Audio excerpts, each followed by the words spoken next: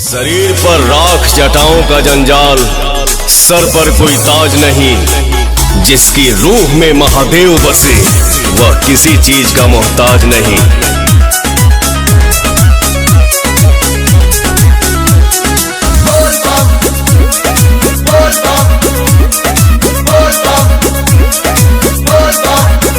आजकल इग्नोर करो तारा भगत के कुछ और करो तारा, सब बुझाता हमरा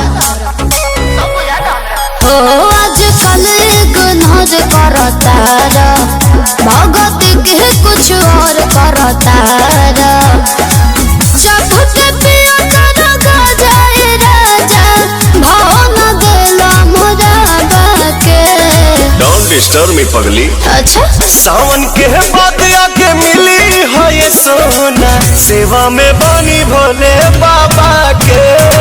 सावन के बाद आके मिली है ये सोना, सेवा में बानी भोले बाबा के।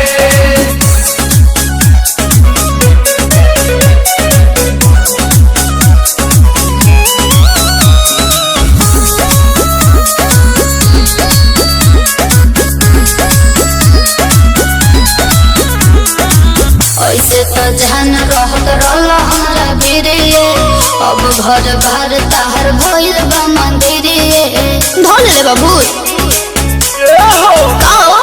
हाथा से लाई बेल पाता नु हो, भस्म लगाइले माथा नु हो। भांग के भोजन करे लगन बेरा, भव मिठाई न गावा के। I don't like मीठा। सावन के बाद आके मिली हो ये सोना, सेवा में बानी भोले बाबा के। सावन के बाद आके मिली हो ये सोना, सेवा में बानी भोले बाबा के। मृत्यु का भय उनको है जिनके कर्मों में दाग है। हम महाकाल के भक्त हैं गुरु, हमारे खून में ही आग है।